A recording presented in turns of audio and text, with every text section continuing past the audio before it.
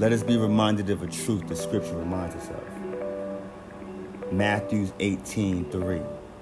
And he said, truly, I tell you, unless you change and become like little children, you will never enter the kingdom of heaven. I remind you that you are a divine being made in the image and likeness of the Most High. You are on divine assignment. And keep in mind, for you to complete your mission here on earth and anywhere in the universal body of life, meaning any dimension in the heavenly realm and any dimension in the earthly realm and hell, you must humble yourself. The question that needs to be asked within self is, what is humility from the perspective of the Most High? Nature is exquisite, always humbles itself, and chooses to flow in divine alignment to its highest calling, its highest divine instinctive admiration, according to the wisdom, knowledge, understanding, and overstanding of that conscious divine being. Yet humans and other conscious divine beings who have 360 degrees of emotional awareness and creation choose to go ahead and become so smart in the journey, they become foolish. They become foolish because they don't humble themselves.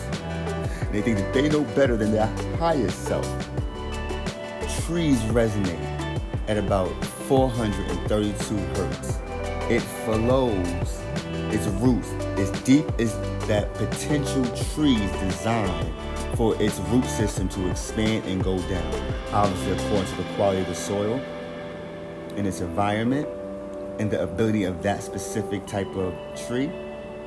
And when it grows, breaking through the soil, it expands towards the sun as high as it can potentially go, flowing with the will and communication of nature, not against itself. What about a caterpillar that stays a caterpillar? Maybe even choosing to form into a chrysalis, choosing never to come out of that chrysalis and breaking free as that beautiful butterfly that it is. Resonate at the most highest frequency it can. What about a bird that is still in its egg? What happens if it never ever breaks free? And breaks free out of that egg? It dies. But nature understands itself instinctively because it's being led, it's communicated to. We as babies have growing processes, and we have to go through certain evolutionary stages. It's a must. You can't stop a baby going to the age of 1, 2, 5, 7, and so on. And we all have certain stages, biologically, mentally, emotionally. Why, when we get adults, do we all of a sudden get so smart and so wise that we stop listening, that we think we know best, and we go against nature? It is wiser to flow with nature. And that is truly exquisite, because in that divine alignment is our truest, powerful form. Again, humility is critical, especially during these transitional times. We must ask ourselves, go within and ask the divine self, what does humility mean to you? How can I subdue my ego, my thinking, my selfish ambitions, my limited will, knowledge, and understanding, understanding, and overstanding to your higher divine wisdom, knowledge, understanding, and overstanding, so I may expand into my highest divine Godship. Matthew 18:3. And he said, truly, I tell you, unless you change and become like little children, you will never enter the kingdom of heaven.